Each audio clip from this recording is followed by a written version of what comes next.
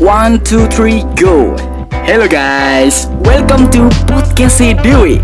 In this podcast, I have an opportunity to interview one of junior geologists who works at any oil and gas company. He is alumni of Geological Engineering, Universitas Gadjah Mada. Let me introduce. This is Mas Cokro. Now, he is on study assignment at any corporate university, exactly in Milan, Italy.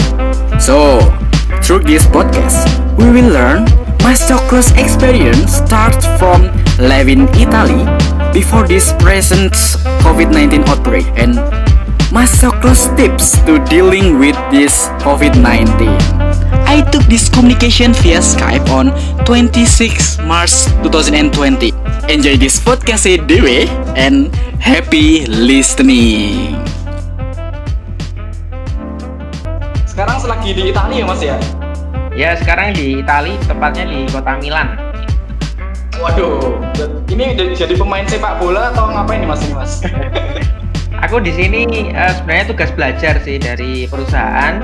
Ini ada tugas belajar selama 1 tahun. Jadi itu mulainya itu kemarin Januari, tanggal Januari akhir, terus berakhirnya itu pertengahan Desember tahun ini. Kalau universitasnya itu punyanya perusahaannya sendiri. Jadi namanya Eni Corporate University. Itu tepatnya di kayak nggak di pusat kota Milannya, tapi dia di kayak lebih pinggir, namanya San Donato. Seperti yang kita ketahui Mas, kalau Italia kan aku baca-baca beritanya Mas ya. Ternyata Italia itu termasuk daerah yang sebelum Cina itu populasinya yang meninggal karena COVID itu tertinggi Mas. Bener apa salah sih Mas? Salah. Sekarang salah sudah ya? 2 kalinya Cina, lebih dari 2 kalinya Cina yang meninggal. Oh, berarti malah lebih dari 2 kalinya Cina ya? Ya, jadi Cina itu sekitar 3.200, kalau Italia itu udah 6.000-an.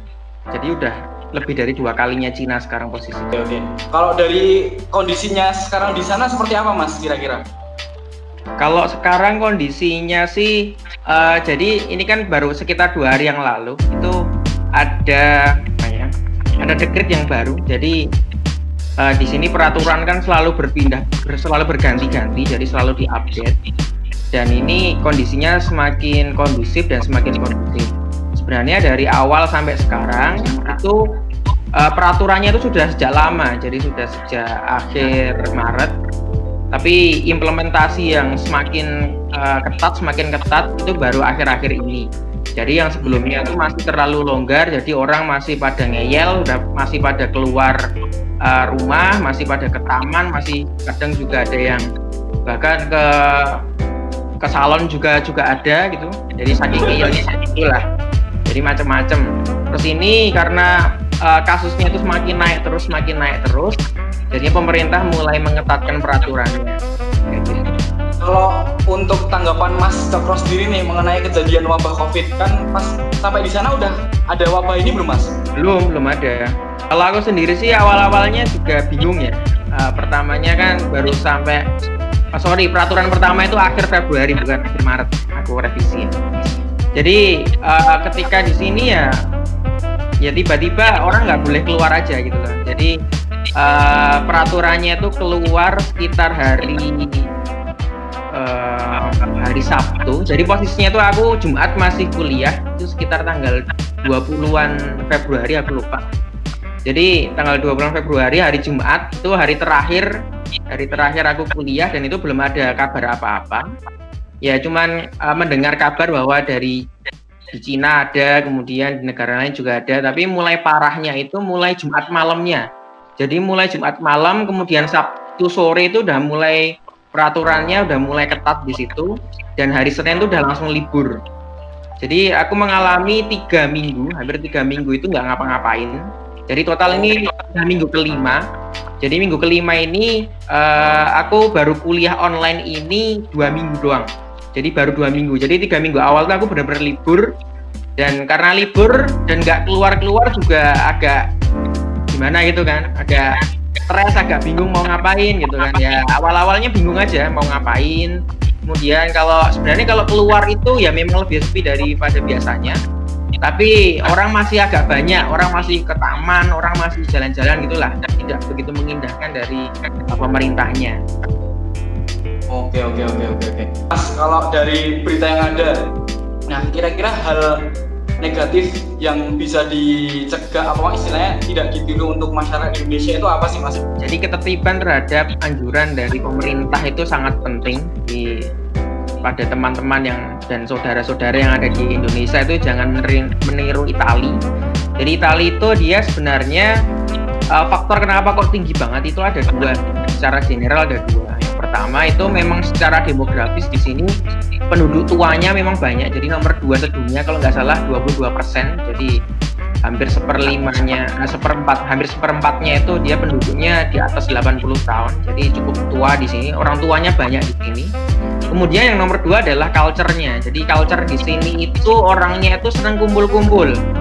Dan itu berbeda sama Eropa Utara yang dia lebih individualis. Di sini tuh orangnya lebih senang bersosialisasi, senang ekstrovert lah. Kalau kamu bayangin kayak orang ekstrovert kayak gitu. Jadi orangnya senang kumpul-kumpul kayak gitu. Jadi begitu ketika ada aturan untuk nggak boleh untuk pergi-pergi, mereka agak susah untuk menyesuaikannya. Dan mereka juga kalau dibandingkan dengan Eropa yang lain, aku lihat ada video di YouTube itu memang orang Italia itu agak susah taat terhadap hukum ya. Ya walaupun kalau dibandingkan dengan Indonesia mungkin lebih baik Italia kalau kayak orang nyebrang dan macam-macamnya itu masih lebih bagus daripada orang Indonesia. Tapi ya kalau dibandingkan dengan orang Eropa pada umumnya itu orang Italia agak longgar terhadap hukum gitu. Jadi yang perlu diperhatikan di sini adalah ketaatan terhadap pemerintah, terhadap aturan dan kedisiplinan. Itu yang paling penting. Dari segi hal positifnya, di sini itu sebenarnya sistem kesehatannya itu yang salah satu yang paling baik di Eropa. Dan itu pun dengan karena masyarakatnya nggak tertib, jadi healthcare-nya juga kewalahan sekarang. Jadi ada berita bahwa orang juga kalau misalkan mau berobat itu diseleksi. Jadi sampai-sampai dokter itu menyeleksi mana yang bisa dirawat, mana yang tidak. Jadi yang tidak ya terpaksa peluang untuk meninggalnya lebih gede. Gitu. Jadi karena hal negatif tadi, hal positifnya menjadi semakin lama semakin tergerus gitu di sini. Dan juga memang orang-orang juga saling menyemangati, itu yang paling bagus. Jadi orang-orang bikin kayak spanduk gitu. Jadi kalau di sini kan tipe rumahnya kan kayak apartemen. Jadi di balkon-balkonnya tuh mereka bikin kayak spanduk gede gitu. Intinya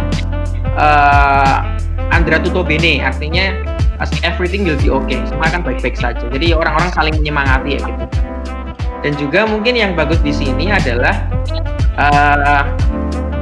mungkin karena ini negara maju ya. Jadi negara maju dan orang-orangnya tuh mayoritas belanjanya tuh di supermarket.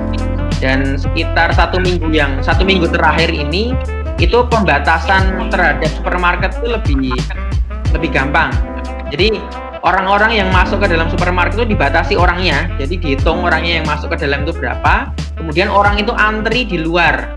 Jadi untuk masuk ke supermarket itu sekarang harus antri. Jadi kalau misalkan aku mau ke supermarket itu harus pinter-pinter ngatur waktu biar nggak rush hour lah, biar ngantrinya nggak begitu panjang, bisa pagi hari atau malam hari kayak gitu.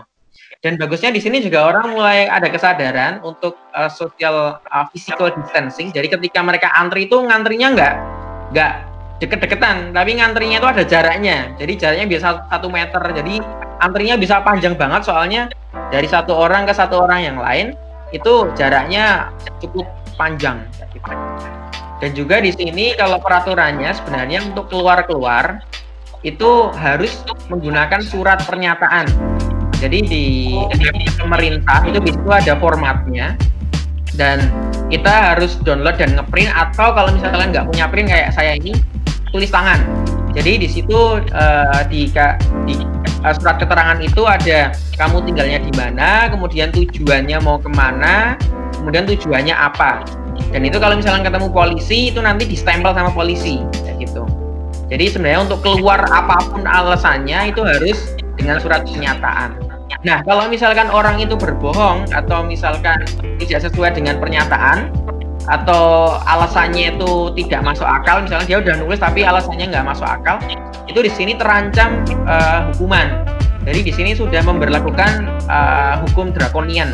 Itu jadinya ketika orang itu keluar itu bisa kena denda, bisa kena hukuman. Itu kalau nggak salah dari awal itu sekitar 200 euro, tapi sekarang udah meningkat jadi kalau nggak salah sekitar 5.000 euro. Jadi dari 200 euro ke 5.000 euro dendanya. Dan atau penjara 3 bulan. Kayak gitu di sini. Sudah seketat itu. Oke. Sama ini Mas, aku mau tanya harapan Mas Cokro nih untuk masyarakat Indonesia dan juga masyarakat dunia dari peristiwa yang terjadi di Italia nih. Apa sih harapan Mas Cokro untuk masyarakat semuanya? Kalau harapan saya yang jelas patuh semua pemerintah yang dikatakan. Jadinya apa yang dikatakan pemerintah itu keputusan yang tidak dihasilkan dari satu analisis yang ngawur. Jadi pemerintah itu pasti udah mikir, apalagi di sini pemerintah Indonesia alhamdulillah sudah memikirkan dampak ekonominya seperti ini, jadi harus ada bantuan seperti ini. Dan dari berita terakhir juga cicilan juga orang-orang yang nyicil kendaraan itu kan bisa ditangguhkan selama 1 tahun tuh alhamdulillah pemerintah juga memikirkan hal itu gitu loh. Ya cuma intinya kalau dari saya sendiri intinya apa yang diinstruksikan oleh pemerintah ikuti saja. Itu saja sih. Kalau dari teknikalnya ya kalau misalkan kita bisa kerja di rumah ya dari rumah. Kemudian kalau misalkan terpaksa untuk keluar kayak ya memang tidak semua orang bisa bekerja di rumah ya, ada yang harus keluar untuk mencari nafkah. Itu intinya harus tetap jaga kebersihan kayak memakai masker atau penutup, kemudian rajin cuci tangan, jangan terlalu banyak memegang wajah, dan yang paling penting itu menjaga imunitas. Jadi imunitas itu sangat penting, bisa minum vitamin C, vitamin E, atau banyak minum jahe dan macam-macam. Bahkan saya di sini juga nyetok jahe, jadi hampir tiap hari itu saya merebus jahe sendiri, kemudian nanti dicampur sama susu, campur sama apa, itu menjadi daya tahan tubuh yang paling baik. That's all about communication with Mas Cokro, who now on study assignment in Italy. Thank you for listening this podcast. I hope you always happy and healthy. Podcast anyway, step down. Bye. Until next time.